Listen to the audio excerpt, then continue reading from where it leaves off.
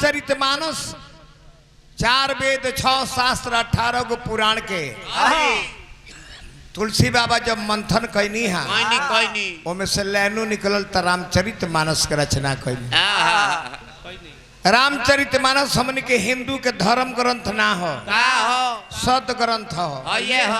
हिंदू, मुस्लिम, सिख, ईसाई, बौद्ध, जैन, पारसी, यहूदी उ सबका खातिर हो, सबका पढ़े के हो, वही अनुसार रहे और चले के हो ना। ये सब हिंदू धर्म में से निकलल हो, जितना धर्म बा सब हिंदू धर्म से ही सब निकलल हो। ये सनातन हो, सनातन धर्म।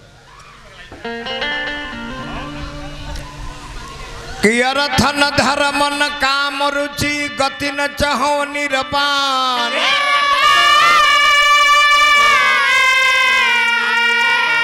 जन्म जन्म सिया राम जी पदा यह वरदान नया। तब नहीं विद्या नहीं बाहुबल नहीं खर्चन कछुदान। मौसम पतित पतंग सोयब पति राखहु राम।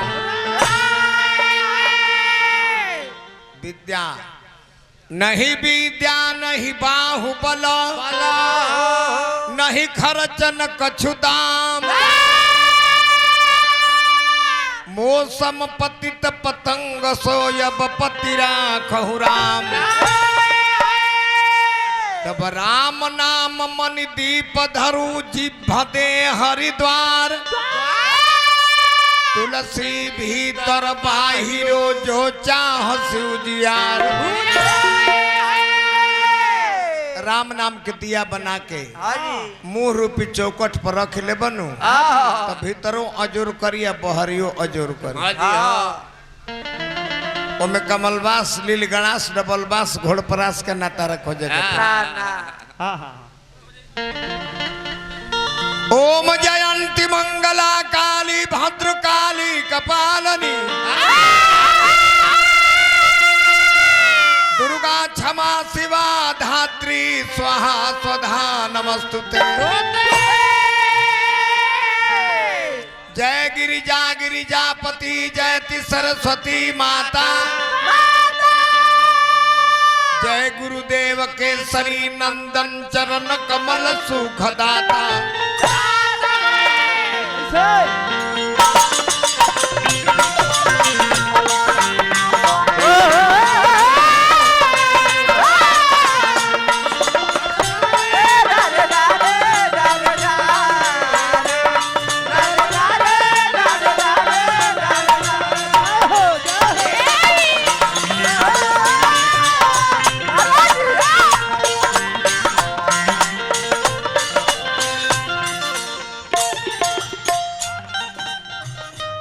हे माई भजन कीर्तन गावे के मन नहीं करत ना।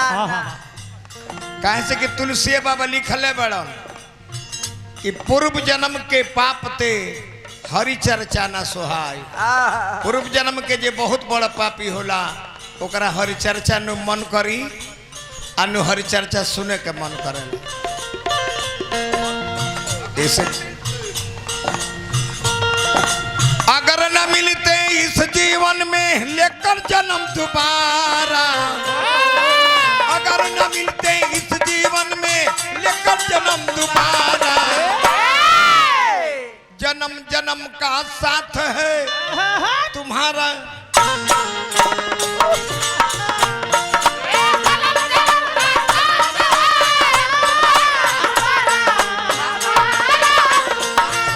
जन्म जन्म का साथ है तुम्हारा।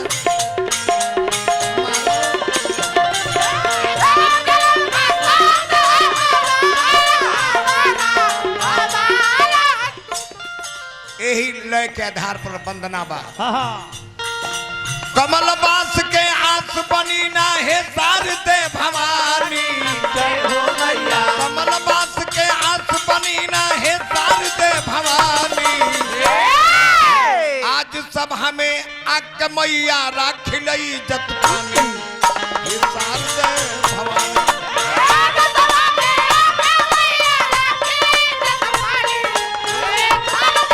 आज सभा में आक मैया राखिलई जत पानी हे शारदे भवानी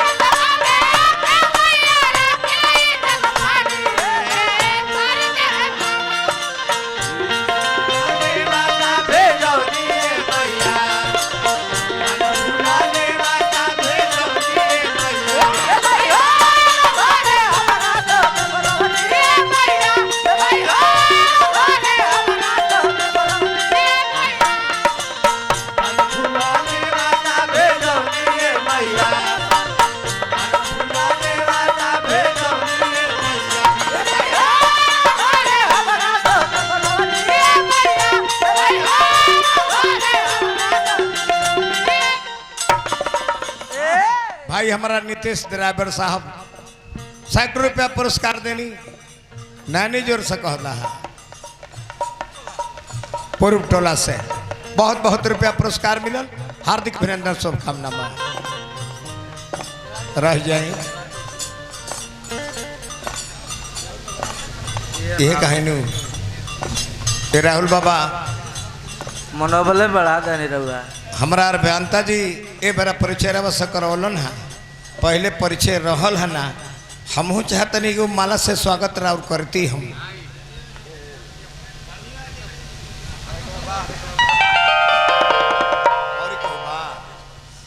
सूत के खई बोलो मंजेश सिंह जी ए बबुआ रौरा के भी एगो स्वागत में माला हम दी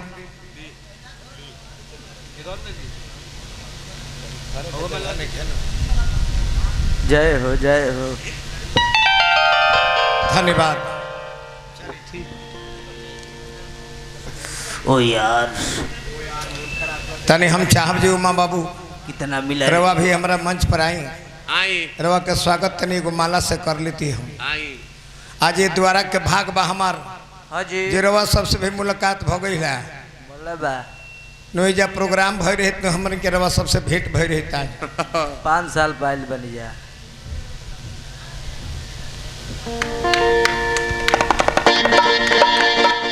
रहे दी सारा दिन तरारुए खर्चा भइल है बड़ा बहुत बहुत धन्यवाद चली भाई जी ओहिजे ले चलते लोग के हुलसी सुत तुलसी के ऐसा कभी बनौले।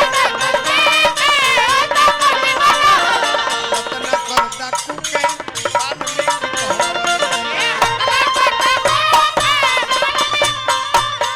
रत्न कर डाकू के बालुली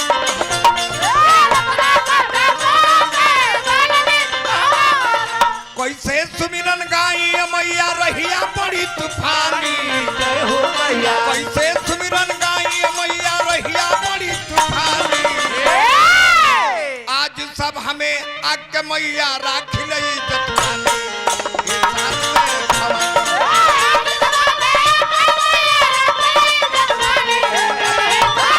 आज सब हमें आग मैया राखिलई जत पानी हे शारदे भवानी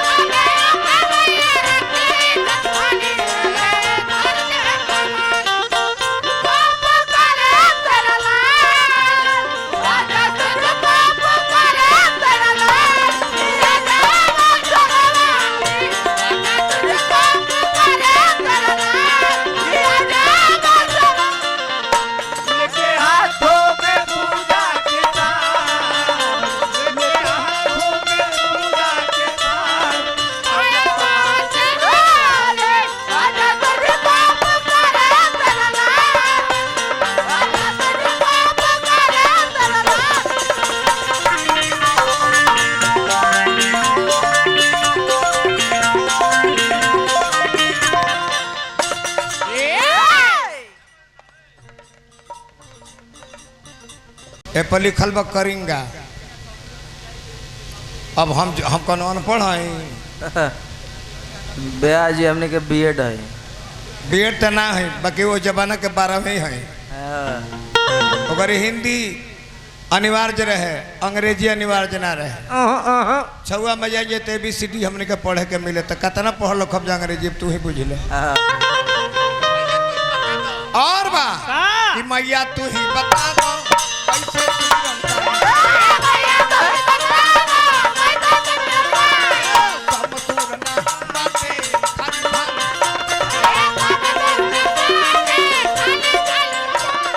मास्टर मनोज संग ही बाणे बानी हम अज्ञानी, मास्टर मनोज संग ही बाणे बानी हम अज्ञानी। आज सभा में आके मैया राखी लई इज्जत पानी ही शारदे भवानी। आज सभा में आके मैया राख लई इज्जत पानी शारदे भवानी। आज सभा में आके मैया राख लई इज्जत पानी शारदे भवानी। लेवल बढ़ा के रखो मेन माइक आके मैया राख लई इज्जत पानी।